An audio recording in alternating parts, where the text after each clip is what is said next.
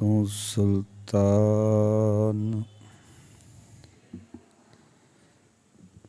कहाँ हूँ मियाँ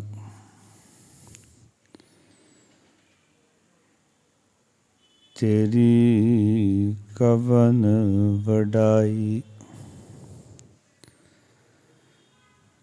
जो तू देहे सो कहाँ सुआमी मैं मूरख कहन न जाई मैं मूरख की केतक बात है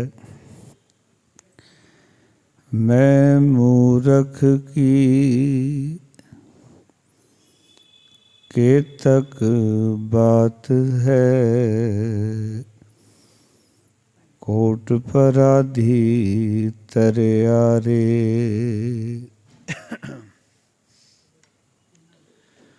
गुरु नानक जिन सुनिया पेखिया से फिर गर्भास न परियारे गुरु नानक जिन सुनिया पेखिया से फिर गर्भास न परियारे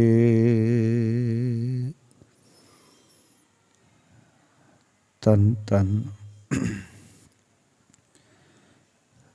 ਸਾਹਿਬ ਸ੍ਰੀ ਗੁਰੂ ਗ੍ਰੰਥ ਸਾਹਿਬ ਜੀ ਦੇ ਪਾਵਨ ਪਵਿੱਤਰ ਦਰਬਾਰ ਵਿੱਚ ਸਜ ਬੈਠੇ ਸਤਸੰਗੀ ਜਨੋ, ਸਤਿਗੁਰਾਂ ਨੇ ਕਿਰਪਾ ਕੀਤੀ ਹੈ ਸਾਨੂੰ ਸਾਰਿਆਂ ਨੂੰ ਇਸ ਵੇਲੇ ਗੁਰੂ ਗੋਦ ਗੁਰੂ ਹਜ਼ੂਰੀ ਦਾ ਨਿਗ ਮੰਨਣ ਦਾ ਸੁਭਾਗ ਸਮਾਂ ਸਾਹਿਬਾਂ ਨੇ ਬਖਸ਼ਿਆ ਹੈ। ਹਰ ਇੱਕ ਮਨੁੱਖ ਸੰਸਾਰ ਦੇ ਵਿੱਚ ਆ ਕੇ ਆਨੰਦ ਦੀ ਪ੍ਰਾਪਤੀ ਕਰਨਾ ਚਾਹੁੰਦਾ ਹੈ। ਇਸ ਕਰਕੇ ਆਨੰਦ ਦੀ ਪ੍ਰਾਪਤੀ ਵਾਸਤੇ ਅਸੀਂ ਦੇਖਦੇ ਹਾਂ, ਅਸੀਂ ਬਹੁਤ ਸਾਰੇ ਸਾਧਨ ਜੁਟਾਉਂਦੇ ਹਾਂ। ਜਿਸ ਤਰ੍ਹਾਂ ਆਖ ਲਵਾਂ ਕਿ ਬਹੁਤ ਸਾਰੇ ਰਿਸ਼ਤੇ ਨਾਤੇ, ਪਰਿਵਾਰ, ਕਾਰੋਬਾਰ, ਕੰਮ ਕਾਜ, ਇਹਨਾਂ ਸਾਰੀਆਂ ਚੀਜ਼ਾਂ ਨਾਲ ਸਾਂਝ ਬਣਾਉਂਦੇ ਹਾਂ ਕਿ ਸਾਡੇ ਘਰ ਦੇ ਵਿੱਚ ਸਾਰੇ ਪਰਿਵਾਰ ਆਨੰਦ ਵਿੱਚ ਜੀਵਨ ਬਤੀਤ ਕਰਨ। ਔਰ ਯਾਦ ਰੱਖਣਾ, ਜਿਤਨਾ ਮਨੁੱਖ ਨੇ ਸੰਸਾਰ ਦੇ ਵਿੱਚ ਆ ਕੇ ਇਹਨਾਂ ਰਿਸ਼ਤੇ ਨਾਤਿਆਂ ਦੇ ਵਿੱਚ ਫਸ ਕੇ ਆਨੰਦ ਦੀ ਉਮੰਗ ਰੱਖੀ ਹੈ, ਤਾਂਗ ਰੱਖੀ, ਉਤਨਾ ਹੀ ਮਨੁੱਖ ਆਦਿ ਕਾਲ ਤੋਂ ਦੁਖੀ ਹੋਇਆ, ਉਤਨਾ ਹੀ ਦੁਖੀ ਹੋਇਆ। ਇਸ ਤਰ੍ਹਾਂ ਕਹਿ ਲਵਾਂ, ਸਾਡੇ ਕਰਮ ਸਾਰੇ ਸੰਸਾਰ ਦੇ ਜਿਤਨੇ ਵੀ ਨੇ ਆਨੰਦ ਦੀ ਪ੍ਰਾਪਤੀ ਦੇ ਲਈ ਨੇ, ਪਰ ਸਾਨੂੰ ਉਹਨਾਂ ਸਾਰੇ ਰਿਸ਼ਤਿਆਂ ਵਿੱਚੋਂ ਦੁੱਖ ਹੀ ਪ੍ਰਾਪਤ ਹੋਇਆ ਹੈ, ਆਨੰਦ ਦੀ ਪ੍ਰਾਪਤੀ ਨਹੀਂ ਹੋਈ। ਇਸ ਕਰਕੇ ਸਤਿਗੁਰੂ ਅੱਜ ਦੇ ਪਾਵਨ ਪ੍ਰਸੰਗ ਰਾਹੀਂ ਸਾਨੂੰ ਸਮਝਾ ਰਹੇ ਨੇ ਕਿ ਇਹ ਮਨ ਪਿਆਰਿਆ ਤੂੰ ਸਦਾ ਸੱਚ ਸੰਭਾਲੇ, ਇਹ ਕੁਟੁੰਬ ਤੂੰ ਜੇ ਦੇਖਦਾ ਚੱਲੇ ਨਾਹੀਂ ਤੇਰੇ ਨਾਲੇ। ਆਓ ਜਿਵੇਂ ਗੁਰੂ ਸਾਹਿਬ ਜੀ ਨੇ ਸਮਝਾਇਆ ਸਾਨੂੰ, ਕਿਉਂਕਿ ਕਈ ਵਾਰੀ ਦੇਖਦੇ ਹਾਂ ਕਿ 4-5 ਪੰਕਤੀਆਂ ਹੁੰਦੀਆਂ ਹਨ, ਪਰ ਉਹਨਾਂ ਦੇ ਪਿੱਛੇ ਜਿਹੜੀ ਵਿਚਾਰ ਹੈ, ਸਿਧਾਂਤ ਹੈ, ਉਹ ਬੜਾ ਡੂੰਘਾ ਹੁੰਦਾ ਹੈ। ਅੱਖਰ ਕਈ ਵਾਰੀ ਘੱਟ ਹੁੰਦੇ ਨੇ, ਪਰ ਉਹਨਾਂ ਦੇ ਵਿੱਚ ਗੁਰੂ ਸਾਹਿਬਾਨਾਂ ਨੇ ਕੁੱਜੇ ਵਿੱਚ ਸਮੁੰਦਰ ਬੰਦ ਕੀਤਾ ਹੁੰਦਾ ਹੈ। ਸੋ ਯਤਨ ਕਰਾਂਗੇ ਗੁਰੂ ਸਾਹਿਬ ਕੀ ਕਹਿਣਾ ਚਾਹੁੰਦੇ ਨੇ ਔਰ ਕਿਵੇਂ ਸਾਨੂੰ ਸੰਸਾਰ ਦੇ ਵਿੱਚ ਰਹਿਣ ਦਾ ਤਰੀਕਾ, ਸਲੀਕਾ ਸਮਝਾ ਰਹੇ ਹਨ। ਜਿਤਨੀਆਂ ਵੀ ਸੰਗਤਾਂ ਹਾਜ਼ਰੀਆਂ ਭਰ ਰਹੀਆਂ ਨੇ, ਗੁਰੂ ਚਰਨਾਂ 'ਚ ਨਤਮਸਤਕ ਹੋਵੋ ਜੀ। ਪ੍ਰੇਮ ਸਹਿਤ ਇਸ ਪੌੜੀ ਦਾ ਪਾਠ ਕਰਨ ਤੋਂ ਪਹਿਲਾਂ ਫਤਿਹ ਦੀ ਸਾਂਝ ਕਰੋ। ਇਸ ਨਾਚੀਜ ਦਾਸਨ ਦਾਸ ਨੂੰ ਅਸੀਸ ਬਖਸ਼ੋ, ਪਿਆਰ ਨਾਲ ਆਖੋ ਜੀ ਵਾਹਿਗੁਰੂ ਜੀ ਕਾ ਖਾਲਸਾ, ਵਾਹਿਗੁਰੂ ਜੀ ਕੀ ਫਤਿਹ। ਏ ਮਨ ਪਿਆਰਿਆ, ਏ ਮਨ ਪਿਆਰਿਆ, ਤੂੰ ਸਦਾ ਸੱਚ ਸੰਭਾਲੇ, ਤੂੰ ਸਦਾ ਸੱਚ ਸੰਭਾਲੇ। ਇਹ ਕੁਟੁੰਬ ਤੂੰ ਜੇ ਦੇਖਦਾ, ਇਹ ਕੁਟੁੰਬ ਤੂੰ ਜੈ ਦੇਖਦਾ।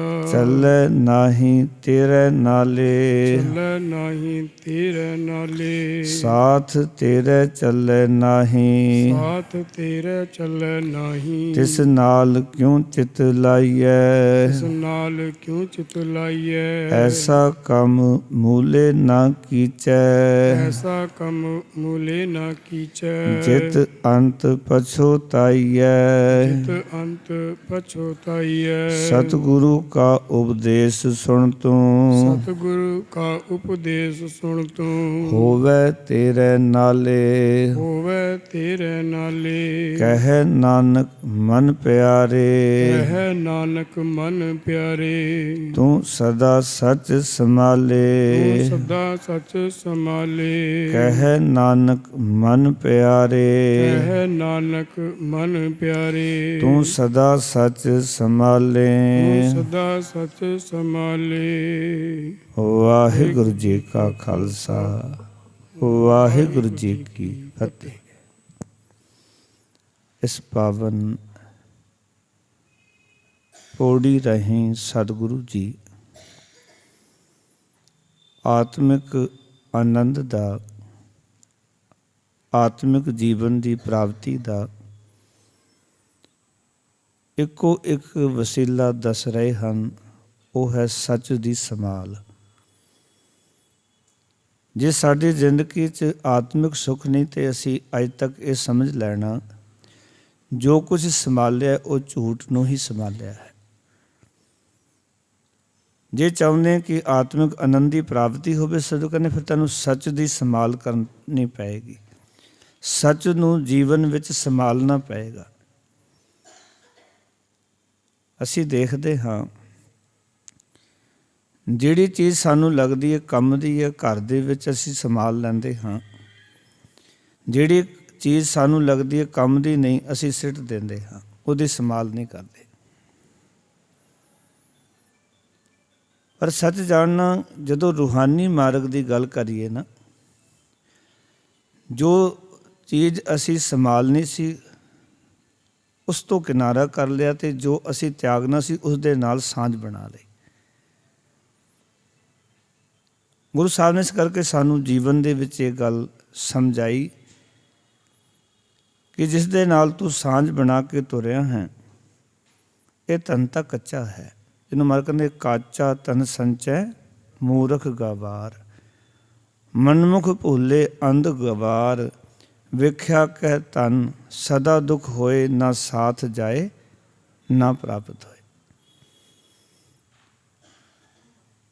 ਅਸੀਂ ਉਸ ਨੂੰ ਸੰਭਾਲਿਆ ਹੈ ਜਿਹੜਾ ਸਾਨੂੰ ਦੁੱਖ ਦੇ ਰਿਹਾ ਹੈ। ਗੁਰੂ ਅਮਰਦਾਸ ਮਹਾਰਾਜ ਆਖਰ ਨੇ, ਮੈਂ ਤੈਨੂੰ ਦੱਸ ਦੇਣਾ ਚਾਹੁੰਦਾ ਕਿ ਉਸ ਨੂੰ ਸੰਭਾਲ ਜੋ ਤੈਨੂੰ ਸੁੱਖ ਦੇਵੇ। ਉਹ ਕੀ ਹੈ? ਜੋ ਸਾਡੇ ਨਾਲ ਨਿਭਣ ਵਾਲੀ ਚੀਜ਼ ਹੈ, ਉਹ ਹੈ ਸਤਿਗੁਰੂ ਜੀ ਦੀ ਸੱਚੀ ਸਿੱਖਿਆ। ਗੁਰੂ ਸਾਹਿਬ ਜੀ ਦੀ ਸੱਚੀ ਸਿੱਖਿਆ ਨੂੰ ਗ੍ਰਹਿਣ ਕਰਕੇ ਪ੍ਰਭੂ ਦੇ ਸਿਮਰਨ ਵਿੱਚ ਜੁੜ ਜਾਣਾ, ਇਹੀ ਸਾਡਾ ਸਰਮਾਇਆ ਹੈ, ਇਹ ਸਾਡਾ ਸਾਰਿਆਂ ਦਾ ਧਨ ਹੈ, ਸਾਰਿਆਂ ਦਾ। ਪਰ ਮਨੁੱਖ ਦੀ ਬਦਕਿਸਮਤੀ, ਇਹ ਸਤਿਗੁਰ ਆਖਦੇ ਨੇ ਕਿ ਇਹ ਟੱਬਰ ਕਬੀਲੇ ਦੇ ਮੋਹ ਵਿੱਚ ਪਰਮਾਤਮਾ ਦੀ ਭਗਤੀ ਨੂੰ ਤਿਆਗ ਦਿੰਦਾ ਹੈ ਤੇ ਉਸਦਾ ਮੋਹ ਵਧਾਈ ਜਾਂਦਾ ਹੈ ਰੋਜ਼। ਗੁਰੂ ਸਾਹਿਬ ਇੱਥੇ ਇਹ ਨਹੀਂ ਕਹਿ ਰਹੇ ਕਿ ਪਰਿਵਾਰ 'ਚ ਨਹੀਂ ਰਹਿਣਾ, ਸਗੋਂ ਗੁਰੂ ਸਾਹਿਬ ਦੀ ਸਾਰੀ ਸਿੱਖਿਆ ਹੀ ਗ੍ਰਸਤ ਜੀਵਨ ਦੀ ਸਿੱਖਿਆ ਹੈ, ਪਰਿਵਾਰ ਵਿੱਚ ਰਹਿਣ ਦੀ ਹੀ ਸਿੱਖਿਆ ਹੈ। ਪਰ ਗੁਰੂ ਸਾਹਿਬ ਇਹ ਦੱਸ ਰਹੇ ਨੇ ਕਿ ਪਰਿਵਾਰ ਦੇ ਵਿੱਚ ਰਹਿਣਾ ਕਿਵੇਂ ਹੈ। ਇਹ ਗੱਲ ਨੂੰ ਸਮਝ ਕੇ ਜਾਏ ਵੀ ਰੱਬ ਨੇ ਸਾਨੂੰ ਜੋ ਪਰਿਵਾਰ ਦਿੱਤਾ ਹੈ ਉਸ ਵਿੱਚ ਰਹਿਣ ਦਾ ਤਰੀਕਾ ਕੀ ਹੈ, ਢੰਗ ਕੀ ਹੈ। ਜਿਵੇਂ ਜਿਵੇਂ ਅਸੀਂ ਦੇਖਦੇ ਹਾਂ ਕਿ ਅਸੀਂ ਸੰਸਾਰ ਦੇ ਵਿੱਚ ਆ ਕੇ ਪ੍ਰਭੂ ਭਗਤੀ ਦਾ ਤਿਆਗ ਕਰਦੇ ਜਾਂਦੇ ਹਾਂ ਤੇ ਇਸ ਪਰਿਵਾਰ ਦਾ, ਟੱਬਰ ਦਾ, ਸੰਸਾਰ ਦਾ ਮੋਹ ਵਧਾਈ ਜਾਂਦੇ ਹਾਂ। ਜਦੋਂ ਜੀਵ ਮੋਹਵਸ ਹੋ ਜਾਂਦਾ ਹੈ ਤੇ ਇਹ ਜੀਵ ਕਈ ਤਰ੍ਹਾਂ ਦੇ ਪਰਪੰਚ ਰਚਦਾ ਹੈ। ਯਾਦ ਰੱਖਣਾ, ਜਦੋਂ ਅਸੀਂ ਪਰਿਵਾਰ ਦੇ ਮੋਹ ਵਿੱਚ ਪੈ ਜਾਵਾਂਗੇ ਨਾ, ਉਸ ਨੂੰ ਖੁਸ਼ ਕਰਨ ਵਾਸਤੇ ਕਈ ਪਰਪੰਚ ਰਚਾਂਗੇ। ਇਹ ਮੈਂ ਨਹੀਂ ਕਹਿ ਰਿਹਾ, ਭਗਤ ਕਬੀਰ ਸਾਹਿਬ ਨੇ ਆਖਿਆ, ਬਹੁ ਪਰਪੰਚ ਕਰ ਪਰਧਨ ਲਿਆਵੈ, ਸੁਤ ਦਾਰਾ ਪੈ ਆਨ ਲੁਟਾਵੈ, ਮਨ ਮੇਰੇ ਭੂਲੇ ਕਪਟ ਨ ਕੀਜੈ, ਅੰਤ ਨਿਵੇਰਾ ਤੇਰੇ ਜੀ ਪੈ ਲੀਜੈ। ਬਹੁ ਪਰਪੰਚ, ਪਰਪੰਚ ਦਾ ਅਰਥ ਹੁੰਦਾ ਠੱਗੀ, ਫਰੇਬ ਕਰਨਾ, ਛਲ ਕਰਨਾ, ਕਿਸੇ ਨੂੰ ਲੁੱਟਣਾ ਕਿਸੇ ਵੀ ਢੰਗ ਦੇ ਨਾਲ। ਗੁਰਮਤਿ ਸਾਨੂੰ ਫਰੇਬ ਕਰਨ ਦੀ ਇਜਾਜ਼ਤ ਨਹੀਂ ਦਿੰਦੀ, ਠੱਗੀ ਮਾਰਨ ਦੀ ਇਜਾਜ਼ਤ ਨਹੀਂ ਦਿੰਦੀ। ਪਰ ਮਨੁੱਖ ਜਦੋਂ ਪਰਿਵਾਰ ਦੇ ਮੋਹ ਵਿੱਚ ਫਸ ਜਾਂਦਾ ਹੈ ਨਾ, ਪਰਿਵਾਰ ਨੂੰ ਖੁਸ਼ ਕਰਨ ਵਾਸਤੇ ਵੀ ਮੈਂ ਆਪਣੀ ਪਤਨੀ ਨੂੰ ਖੁਸ਼ ਕਰ ਲਵਾਂ, ਮੈਂ ਆਪਣੇ ਬੱਚਿਆਂ ਨੂੰ ਖੁਸ਼ ਕਰ ਲਵਾਂ, ਮੈਂ ਆਪਣੇ ਵੱਡਿਆਂ ਨੂੰ ਖੁਸ਼ ਕਰ ਲਵਾਂ, ਉਹਨਾਂ ਦੀ ਖੁਸ਼ੀ ਲੈਣ ਦੇ ਚੱਕਰ ਦੇ ਵਿੱਚ ਇਹ ਕਈ ਤਰ੍ਹਾਂ ਦੇ ਉਹ ਕੰਮ ਕਰਨ ਲੱਗ ਪੈਂਦਾ ਜਿਹੜੇ ਗੁਰਮਤ ਰੋਕਦੀ ਹੈ। ਉਹਨੂੰ ਗੁਰੂ ਸਾਹਿਬ ਨੇ ਪਰਪੰਚ ਕਿਹਾ। ਬਹੁ ਪਰਪੰਚ ਕਰ ਪਰ ਧਨ ਲਿਆਵੇ, ਪਰਾਇਆ ਧਨ ਲੈ ਕੇ ਆ ਜਾਂਦਾ। ਸੁਤ ਦਾਰਾ ਪੈ ਆਨ ਲੁਟਾਵੇ, ਖੁੱਲੇ ਖਰਚੇ ਕਰਦਾ ਕੇ ਉਹਨਾਂ ਨੂੰ ਖੁਸ਼ ਕਰਨ ਵਾਸਤੇ ਵੀ ਇਹ ਮੈਨੂੰ ਪਿਆਰ ਦੇਣਗੇ, ਮੇਰੇ ਘਰ 'ਚ ਆਨੰਦ ਬਣਿਆ ਰਹੇਗਾ। ਪਰ ਅਸੀਂ ਸੰਸਾਰ ਦੇ ਵਿੱਚ ਰਹਿੰਦੇ ਹੋਏ, ਸਮਾਜ ਵਿੱਚ ਰਹਿੰਦੇ ਹੋਏ ਦੇਖ ਰਹੇ ਹਾਂ ਕਿ ਜਿਤਨੀਆਂ ਇਹ ਵਸਤੂਆਂ ਪਰਿਵਾਰ ਦੇ ਵਿੱਚ ਜ਼ਿਆਦਾ ਆਉਂਦੀਆਂ ਹਨ ਤੇ ਬੰਦੇ ਦੀ ਉਤਨੀ ਹੀ ਦੂਰੀ ਵਧੀ ਜਾਂਦੀ ਹੈ, ਕਿਉਂਕਿ ਉਹਨਾਂ ਦਾ ਤਾਂ ਮੋਹ ਇਹਨਾਂ ਪਦਾਰਥਾਂ ਦੇ ਨਾਲ ਲੱਗ ਜਾਂਦਾ ਹੈ। ਇਹ ਪਦਾਰਥ ਪਿਆਰੇ ਲੱਗਣ ਲੱਗ ਪੈਂਦੇ ਹਨ। ਇਸ ਕਰਕੇ ਹੀ ਗੁਰੂ ਤੇਗ ਬਹਾਦਰ ਮਹਾਰਾਜ ਨੇ ਸਾਰੀ ਸੰਗਤ ਨੂੰ, ਸਾਰੇ ਜਗਤ ਨੂੰ ਦੱਸਿਆ ਕਿ ਜਿਸ ਸੰਸਾਰ 'ਚ ਰਹਿ ਰਿਹਾ ਹੈ, ਇਹ ਜਗਤ ਦੀ ਜਿਹੜੀ ਪ੍ਰੀਤ ਇਹ ਝੂਠੀ ਹੈ। ਜਗਤ ਮੈਂ ਝੂਠੀ ਦੇਖੀ ਪ੍ਰੀਤ, ਆਪਣੇ ਹੀ ਸੁਖ ਸੋ ਸਭ ਲਾਗੇ, ਕਿਆ ਦਾਰਾ ਕਿਆ ਮੀਤ। ਕੀ ਮਿੱਤਰ, ਕੀ ਦਾਰਾ ਕਹਿੰਦੇ ਇਸਤਰੀ ਨੂੰ। ਇਹ ਸਾਰੇ ਆਪਣੇ ਸੁੱਖਾਂ ਦੇ ਨਾਲ ਤੇਰੇ ਨਾਲ ਜੁੜੇ ਹੋਏ ਨੇ, ਸੁੱਖ ਕਰਕੇ। ਜਦੋਂ ਸੁੱਖ ਹੁੰਦਾ ਹੈ ਤੇ ਸਾਰੇ ਆਪਣੇ ਬਣ ਜਾਂਦੇ ਨੇ। ਇਸ ਨੂੰ ਗੁਰੂ ਤੇਗ ਬਹਾਦਰ ਮਹਾਰਾਜ ਨੇ ਬੜੇ ਵਿਸਥਾਰ ਵਿੱਚ, ਔਰ ਸਾਰੀ ਬਾਣੀ ਹੀ ਗੁਰੂ ਤੇਗ ਬਹਾਦਰ ਮਹਾਰਾਜ ਦੀ ਇਸ ਪਰਥਾਏ ਹੈ। ਹੋਰ ਕਈ ਸ਼ਬਦਾਂ ਦੇ ਦਰਸ਼ਨ ਕਰ ਲਓ। ਪ੍ਰੀਤਮ ਜਾਨ ਲਿਹੋ ਮਨ ਮਾਹੀ, ਆਪਣੇ ਹੀ ਸੁਖ ਸੋ ਸਭ ਲਾਗੇ, ਕੋ ਕਾਹੂ ਕੋ ਨਾਹੀ। ਸੁਖ ਮੈਂ ਆਨ ਬਹੁਤ ਮਿਲ ਬੈਠਤ, ਰਹਿਤ ਚਹੁ ਦਿਸ ਘੇਰੈ, ਵਿਪਦ ਪਰੀ ਸਭ ਹੀ ਸੰਗ ਛਾੜਤ, ਕੋ ਨ ਆਵਤ ਨੇਰੈ। ਕਰ ਕੀ ਨਾਰ ਬਹੁਤ ਹਿਤ ਜਾਸੋ, ਸਦਾ ਰਹਿਤ ਸੰਗ ਲਾਗੀ। ਜਬ ਹੀ ਹੰਸ ਤਜੀ ਇਹ ਕਾਇਆ, ਪ੍ਰੇਤ ਪ੍ਰੇਤ ਕਰ ਭਾਗੀ। ਇਹ ਵਿਦ ਕੋ ਵਿਵਹਾਰ ਬਣਿਓ ਹੈ, ਜਾਸੋ ਨੇਹ ਲਗਾਇਓ। ਜਿਸ ਦੇ ਨਾਲ ਤੂੰ ਮੋਹ ਪਾ ਕੇ ਬੈਠਾ ਹੈ, ਇਹ ਹੈ ਵਿਵਹਾਰ ਸੰਸਾਰ ਦਾ। ਇਹ ਵਿਦ ਕੋ ਵਿਵਹਾਰ ਬਣਿਓ ਹੈ, ਜਾਸੋ ਨੇਹ ਲਗਾਇਓ। ਅੰਤ ਵਾਰ ਨਾਨਕ ਬਿਨ ਹਰਜੀ ਕੋ ਕਾਮ ਨਾ ਆਇਓ। ਕਿਸੇ ਨੇ ਤੇਰੇ ਕੰਮ ਨਹੀਂ ਆਉਣਾ। ਗੁਰੂ ਸਾਹਿਬ ਕਹਿੰਦੇ ਮੋਹ ਵਸ ਹੋਇਆ ਇਹ ਜੀਵ ਕਈ ਤਰ੍ਹਾਂ ਦੇ ਪਰਪੰਚ ਰਚਦਾ ਹੈ, ਕੂੜ ਕੁਸਤ ਬੋਲਦਾ ਹੈ, ਵਲਛਲ ਕਰਦਾ ਹੈ, ਦੂਜਿਆਂ ਦਾ ਹੱਕ ਮਾਰ ਕੇ ਆਪਣੇ ਪਰਿਵਾਰ ਲਈ ਮਾਲਤਨ ਇਕੱਤਰ ਕਰਦਾ ਹੈ। ਧੀਆਂ ਪੁੱਤਰਾਂ ਦਾ ਮੋਹ ਇਸ ਨੂੰ ਅੱਧ ਦਰਜੇ ਦੇ ਲੋਭੀ ਤੇ ਸਵਾਰਥੀ ਬਣਾ ਦਿੰਦਾ ਹੈ। ਸਮਾਜ ਜੇ ਇਤਨਾ ਲੋਭੀ ਹੋ ਗਿਆ ਤੇ ਸਵਾਰਥੀ ਹੋ ਗਿਆ, ਉਸ ਦਾ ਪਿੱਛੇ ਕਾਰਨ ਹੀ ਹੈ ਕਿ ਧੀਆਂ ਪੁੱਤਰਾਂ ਦਾ ਮੋਹ ਵਿੱਚ ਇਤਨਾ ਕੁ ਫਸ ਗਿਆ ਕਿ ਉਸ ਸਵਾਰਥ ਪਿੱਛੇ ਇਹ ਸਭ ਕੁਝ ਕਰਨ ਲੱਗ ਪਿਆ ਜੋ ਇਸ ਨੂੰ ਨਹੀਂ ਕਰਨਾ ਚਾਹੀਦਾ ਸੀ। ਕਿਉਂਕਿ ਅੱਗੇ ਗੁਰੂ ਨਾਨਕ ਪਾਤਸ਼ਾਹ ਦਾ ਪ੍ਰਕਾਸ਼ ਪੁਰਬ ਵੀ ਆ ਰਿਹਾ, ਨਾਲ ਨਾਲ ਆਪਾਂ ਉਹ ਵੀ ਸਿੱਖਿਆ ਨਾਲ ਲੈਂਦੇ ਚੱਲੀਏ। ਗੁਰੂ ਨਾਨਕ ਪਾਤਸ਼ਾਹ ਜਦੋਂ ਪ੍ਰਚਾਰਕ ਦੌਰਾ ਆਰੰਭ ਕਰਦੇ ਨੇ, ਸੁਲਤਾਨਪੁਰ ਲੋਧੀ ਤੋਂ ਤੁਰਦੇ ਨੇ, ਔਰ ਗੁਰੂ ਨਾਨਕ ਪਾਤਸ਼ਾਹ ਜੀ ਨੇ ਇਹ ਮਨ ਬਣਾਇਆ ਕਿ ਹੁਣ ਸੰਸਾਰ ਦੇ ਭਲੇ ਲਈ ਮੈਂ ਸੰਸਾਰ ਦੇ ਵਿੱਚ ਜਾਣਾ ਹੈ, ਲੋਕਾਂ ਵਿੱਚ ਜਾਣਾ ਹੈ। ਗੁਰੂ ਨਾਨਕ ਪਾਤਸ਼ਾਹ ਤੁਰੇ, ਸੁਲਤਾਨਪੁਰ ਲੋਧੀ ਤੋਂ ਲਾਹੌਰ ਪਹੁੰਚੇ। ਲਾਹੌਰ ਰੁਕਦੇ ਨੇ, ਗੁਰੂ ਸਾਹਿਬ ਟਿਕਾਣਾ ਕਰਦੇ ਨੇ। ਉਸ ਲਾਹੌਰ ਦੇ ਵਿੱਚ ਹੀ ਗੁਰੂ ਨਾਨਕ ਪਾਤਸ਼ਾਹ ਨੇ ਆਖਿਆ ਸੀ, ਲਾਹੌਰ ਸ਼ਹਿਰ ਜ਼ਹਿਰ ਕਹਿਰ ਸਭਾ ਪੈਰ।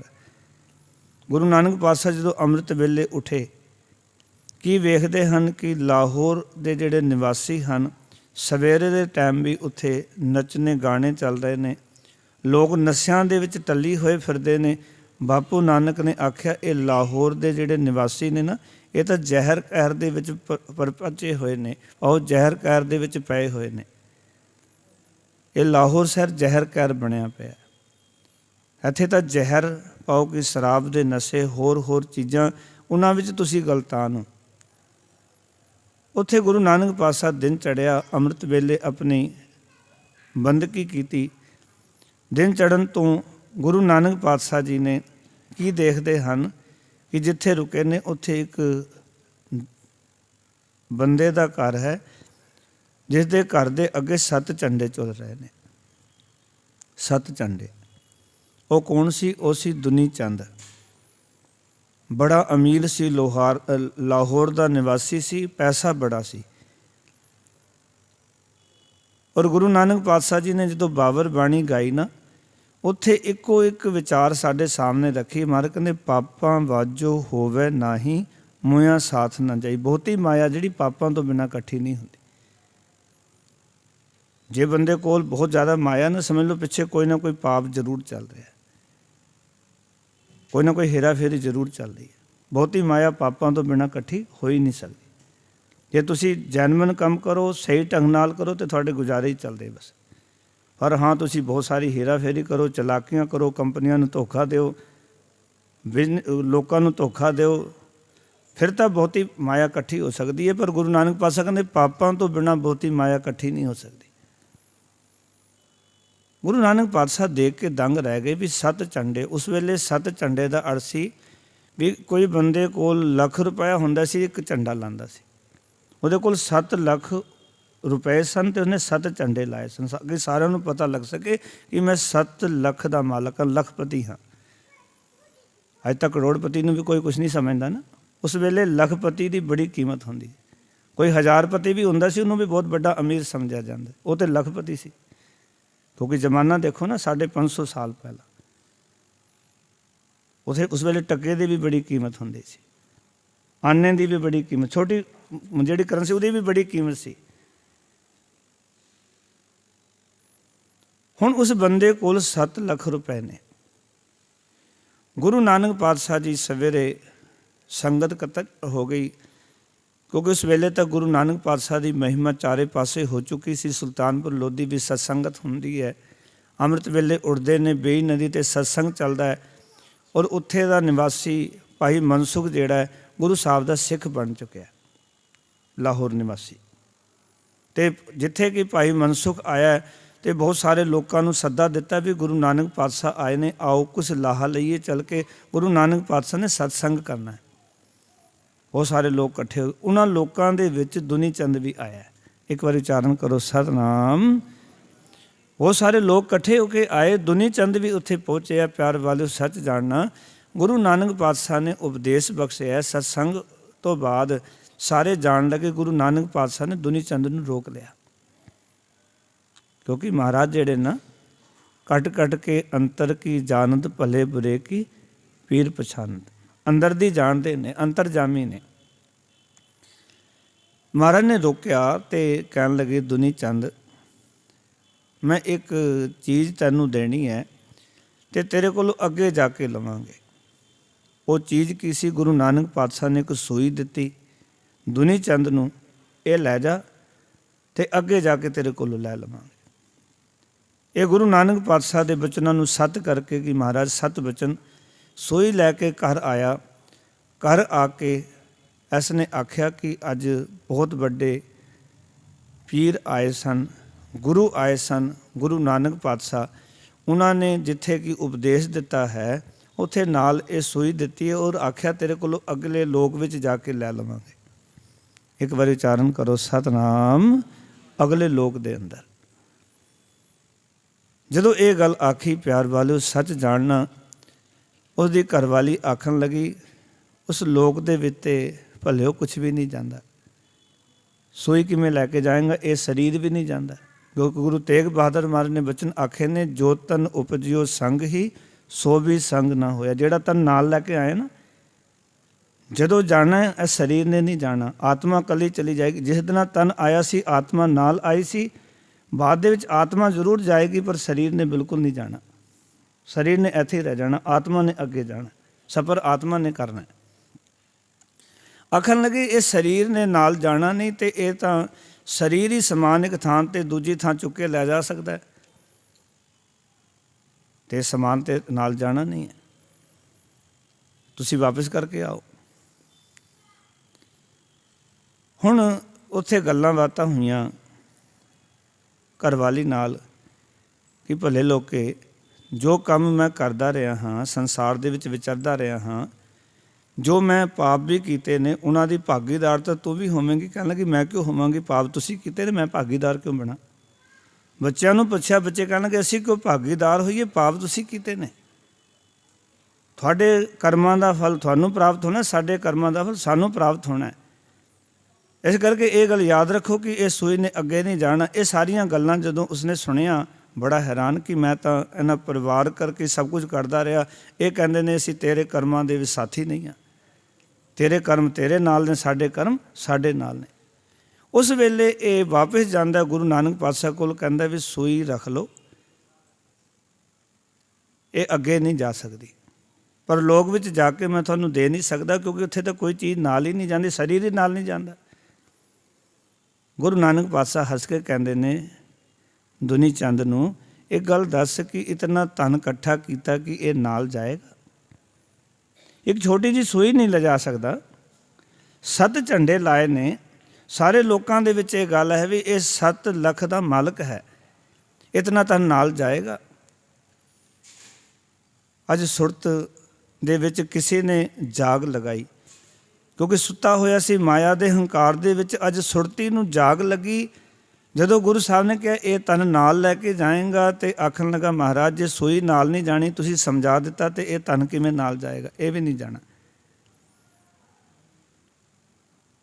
ਮਹਾਰਾਜ ਕਹਿੰਦੇ ਫਿਰ ਦੱਸ ਪਾਪ ਕਿਸ ਲਈ ਕਰ ਰਿਹਾ ਸੀ? ਕਿ ਜਿਨ੍ਹਾਂ ਦੇ ਲਈ ਤੂੰ ਪਾਪ ਕੀਤਾ ਹੈ ਕਿ ਉਹ ਤੇਰਾ ਸਾਥ ਦੇਣਗੇ? ਕਹਿੰਦੇ ਉਹ ਤਾਂ ਸਾਰੇ ਇਨਕਾਰੀ ਹੋ ਗਏ, ਉਹਨਾਂ ਨਾਲ ਤੇ ਮੈਂ ਗੱਲ ਕੀਤੀ ਸੀ। ਉਹ ਕਹਿਣ ਲੱਗੇ ਤੇਰੇ ਕਰਮ ਤੇਰੇ ਨਾਲ, ਸਾਡੇ ਕਰਮ ਸਾਡੇ ਨਾਲ ਨੇ, ਤੂੰ ਕੀਤਾ, ਸਾਨੂੰ ਤੇਰੇ ਨਾਲ ਕੋਈ ਲੈਣਾ ਦੇਣਾ ਨਹੀਂ। ਉਹ ਸਾਰੇ ਇਨਕਾਰੀ ਹੋ ਗਏ ਨੇ।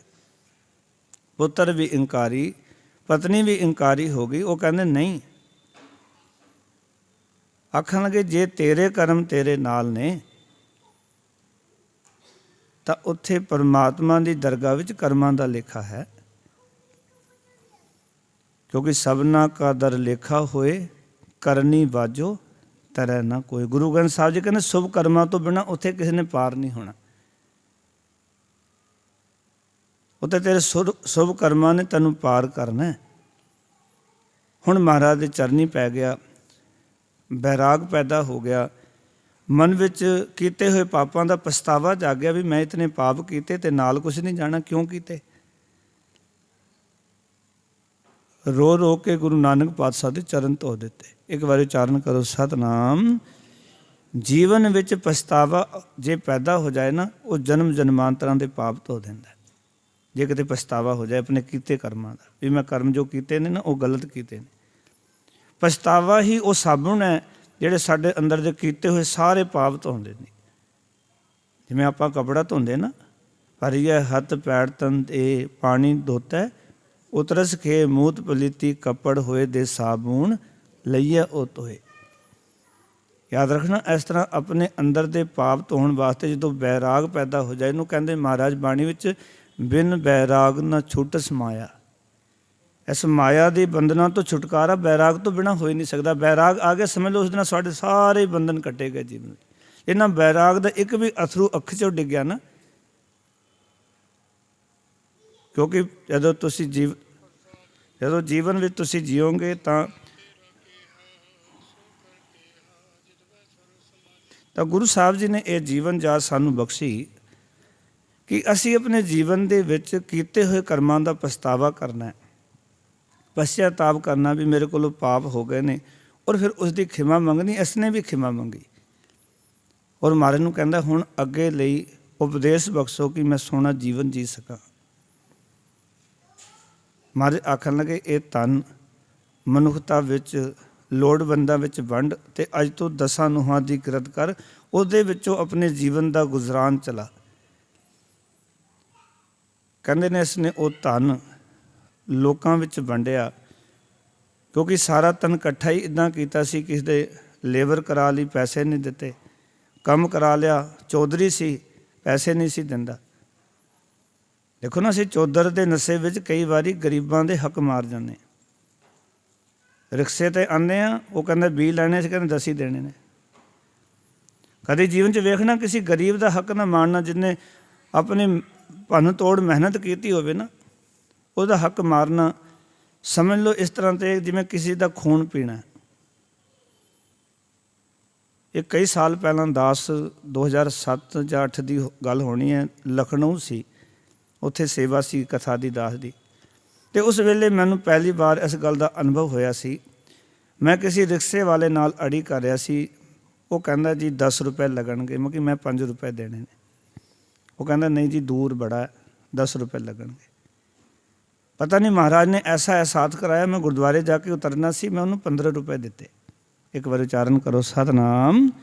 ਮੈਂ 5 ਕਹਿੰਦਾ ਸੀ, ਉਹ 10 ਕਹਿੰਦਾ ਸੀ, ਮੈਂ ਉਹਨੂੰ 15 ਰੁਪਏ ਦਿੱਤੇ। ਅਤੇ ਉਹਦਾ ਫੇਸ ਦੇਖਣ ਵਾਲਾ ਸੀ, ਉਹਦੀ ਸਮਾਈਲ ਦੇਖਣ ਵਾਲੀ ਸੀ। ਬੜਾ ਖੁਸ਼ ਹੋਇਆ ਵੀ ਅੱਜ ਪਹਿਲੀ ਵਾਰ ਹੋਇਆ ਮੇਰੇ ਨਾਲ ਜ਼ਿੰਦਗੀ ਵਿੱਚ ਕਿ ਜਦੋਂ ਤੋਂ ਰਿਕਸ਼ਾ ਚਲਾ ਰਿਹਾ ਕਿ ਕਿਸੇ ਬੰਦੇ ਨੇ ਮੈਂ 10 ਮੰਗੇ ਹੋਣ, ਤੁਸੀਂ 5 ਕਹਿੰਦੇ ਸੀ, 15 ਦਿੱਤੇ ਹੋਣ। ਉਦੋਂ ਮੈਨੂੰ ਅਨੁਭਵ ਹੋਇਆ, ਗੁਰੂ ਸਾਹਿਬ ਨੇ ਰਸਤੇ ਵਿੱਚ ਹੀ ਅਨੁਭਵ ਕਰਾ ਦਿੱਤਾ ਵੀ ਇਸ ਗਰੀਬ ਦੇ ਪੈਸੇ ਕਿਉਂ ਮਾਰਨੇ। ਜੇ ਇਹ 10 ਰੁਪਏ ਦਿਹਾੜੀ ਮੰਗਦਾ ਅਤੇ ਜੇ ਮੈਂ ਇਹਨੂੰ 15 ਰੁਪਏ ਦੇ ਦੇਵਾਂ, ਮੇਰੇ 15 ਰੁਪਏ ਦੇਣ ਨਾਲ ਨਾ ਮੇਰਾ ਕੁਛ ਘਟਣਾ, ਨਾ ਇਸ ਨੂੰ ਕੁਛ ਮਿਲਣਾ, ਪਰ ਇਸ ਨੂੰ ਖੁਸ਼ੀ ਤਾਂ ਮਿਲੇਗੀ ਨਾ। ਉਸ ਵੇਲੇ ਤੋਂ ਪਤਾ ਲੱਗਿਆ ਵੀ ਕਿਸੇ ਮਿਹਨਤ ਕਸ ਬੰਦੇ ਦੀ ਦਿਹਾੜੀ, ਉਹਦਾ ਹੱਕ ਮਾਰ ਕੇ ਅਸੀਂ ਘਰ ਆ ਜਾਂਦੇ ਹਾਂ, ਸੋਚਦੇ ਬੜਾ ਚੰਗਾ ਕੀਤਾ। ਦੇਖਿਆ ਉਹਨੇ 10 ਮੰਗੇ ਸੀ, ਅਸੀਂ 5 ਰੁਪਏ ਕੇਵਲ ਦਿੱਤੇ ਨੇ, ਬੜੇ ਖੁਸ਼ ਹੁੰਦੇ ਹਾਂ। ਖੁਸ਼ੀ ਹੋਣ ਦੀ ਲੋੜ ਨਹੀਂ, ਸਗੋਂ ਦੁੱਖ ਜਤਾਇਆ ਕਰੋ ਵੀ ਮੈਂ ਉਸਦਾ ਹੱਕ ਕਿਉਂ ਮਾਰਿਆ। ਉਹ ਤਾਂ ਮੇਰੇ ਨਾਲੋਂ ਗਰੀਬ ਹੀ ਸੀ ਨਾ। ਜੇ ਤੁਸੀਂ ਜ਼ਿਆਦਾ ਵੀ ਨਹੀਂ ਦੇ ਸਕਦੇ ਤੇ ਉਸਦਾ ਬੰਦਾ ਹੱਕ ਤਾਂ ਦੇਣਾ ਹੀ ਬਣਦਾ ਹੈ ਨਾ। ਗੁਰੂ ਨਾਨਕ ਪਾਤਸ਼ਾਹ ਨੇ ਦੁਨੀ ਚੰਦ ਨੂੰ ਇਹ ਗੱਲ ਸਮਝਾਈ, ਗੱਲ ਚੰਗੀ ਤਰ੍ਹਾਂ ਸਮਝ ਵਿੱਚ ਆ ਗਈ। ਹੁਣ ਇਹ 10 ਨੂੰਹਾਂ ਦੀ ਕਿਰਤ ਕਰਦਾ ਹੈ, ਨਾਲ ਸਿੱਖੀ ਦਾ ਪ੍ਰਚਾਰ ਕਰਦਾ ਹੈ, ਨਾਲ ਆਪਣੇ ਪਰਿਵਾਰ ਦੀ ਉਸ 10 ਨੂੰਹਾਂ ਦੀ ਕਿਰਤ ਵਿੱਚੋਂ ਪਾਲਣਾ ਕਰਦਾ ਹੈ। ਹੁਣ ਇਸ ਦਾ ਜੀਵਨ ਬਦਲ ਗਿਆ, ਕਿਉਂਕਿ ਇਹ ਜੀਵਨ ਉਦੋਂ ਹੀ ਬਦਲਦਾ ਹੈ ਜਦੋਂ ਸਾਨੂੰ ਸਮਝ ਆ ਜਾਂਦੀ ਹੈ ਕਿ ਇਹ ਪਸਾਰੇ ਵਿੱਚ ਅਸੀਂ ਕਿਤੇ ਗਵਾਚੇ ਹੋਏ ਹਾਂ ਅਤੇ ਇਹ ਪਸਾਰੇ ਨੇ ਸਾਡਾ ਸਾਥ ਨਹੀਂ ਦੇਣਾ। ਠੀਕ ਹੈ, ਸਾਡੇ ਸਾਰੇ ਰਿਸ਼ਤੇ ਜੁੜੇ ਹੋਏ ਨੇ, ਪਰਮਾਤਮਾ ਨੇ ਇਹ ਸੰਬੰਧ ਬਣਾਏ ਨੇ, ਇਹ ਪੂਰਵਲੇ ਜਨਮਾਂ ਦੇ ਸੰਜੋਗ ਕਰਕੇ ਸਾਰਾ ਕੁਝ ਚੱਲ ਰਿਹਾ ਹੈ। ਮਾਤ ਪਿਤਾ ਬੰਤਾ ਸੁਤ ਬੰਧਵ ਇਸ਼ਟ ਮੀਤ ਅਰ ਭਾਈ, ਪੂਰਵ ਜਨਮ ਕੇ ਮਿਲੇ ਸੰਜੋਗੀ ਅੰਤੈ ਕੋ ਨਾ ਸਹਾਈ। ਇਹ ਪੂਰਵਲੇ ਜਨਮਾਂ ਦੇ ਸੰਜੋਗਾਂ ਕਰਕੇ ਰਿਸ਼ਤੇ ਨਾਤੇ ਬਣਦੇ ਨੇ। ਅੰਤ ਵੇਲੇ ਕੋਈ ਕਿਸੇ ਦਾ ਮਦਦਗਾਰ ਨਹੀਂ, ਕੋਈ ਕਿਸੇ ਦਾ ਸਾਥੀ ਨਹੀਂ। ਗੁਰੂ ਸਾਹਿਬ ਅੱਜ ਦੇ ਪ੍ਰਸੰਗ ਵਿੱਚ ਆਖ ਰਹੇ ਨੇ ਕਿ ਬੰਦਾ ਕੀ ਕਰਦਾ, ਧੀਆਂ ਪੁੱਤਰਾਂ ਦਾ ਮੋਹ ਇਸ ਨੂੰ ਅਧ ਦਰਜੇ ਦਾ ਲੋਭੀ ਅਤੇ ਸਵਾਰਥੀ ਬਣਾ ਦਿੰਦਾ।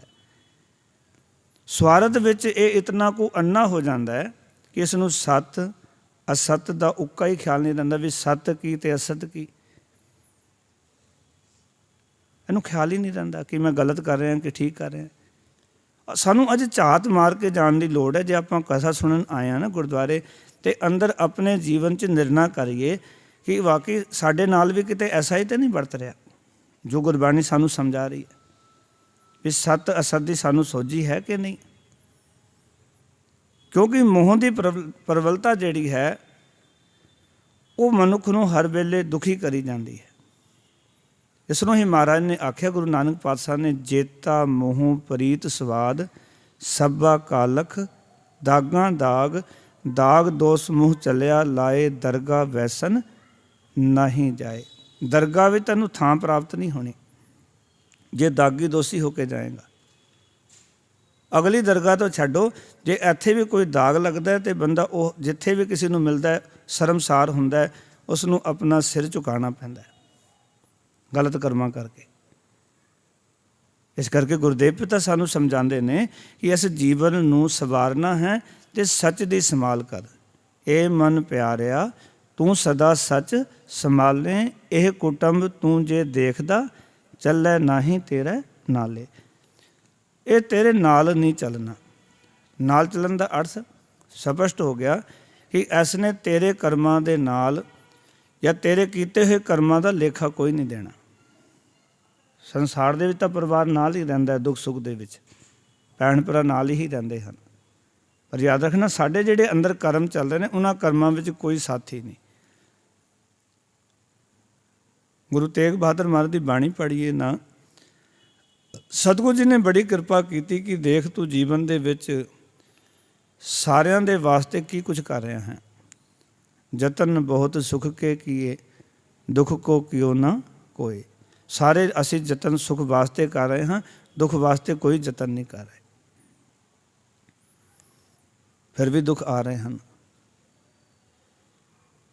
ਕਿਉਂਕਿ ਸੁਖ ਲਈ ਜਿਹੜੇ ਕੀਤੇ ਕਰਮ ਨੇ ਉਹਨਾਂ ਕਰਕੇ ਹੀ ਅਸੀਂ ਦੁਖੀ ਹਾਂ, ਕਿਉਂਕਿ ਕੁਝ ਕਰਮ ਸੁਖ ਦੀ ਲਾਲਸਾ ਕਰਕੇ ਐਸੇ ਹੋ ਰਹੇ ਨੇ ਜਿਹੜੇ ਸਾਨੂੰ ਦੁੱਖ ਹੀ ਕਰ ਰਹੇ ਹਨ। ਕਿਉਂਕਿ ਯਾਦ ਰੱਖਣਾ ਜੀਵਨ 'ਚ ਕਿਸੇ ਨੂੰ ਦੁੱਖ ਦੇਵਾਂਗੇ ਨਾ ਤਾਂ ਸਾਨੂੰ ਕੋਈ ਸੁਖੀ ਨਹੀਂ ਕਰ ਸਕਦਾ।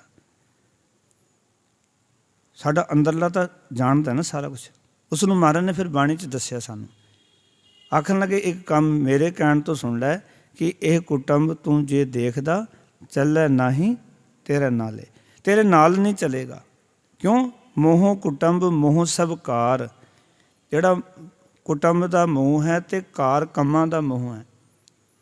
ਮਹਾਰਾਜ ਕਹਿੰਦੇ ਇਹ ਮੋਹ ਤੈਨੂੰ ਰੱਬ ਨਾਲੋਂ ਤੋੜ ਦੇਗਾ, ਸੱਚ ਨਾਲੋਂ ਤੋੜ ਦੇਗਾ, ਬੁਰੇ ਕੰਮਾਂ ਦੇ ਵਿੱਚ ਲਾ ਦੇਗਾ।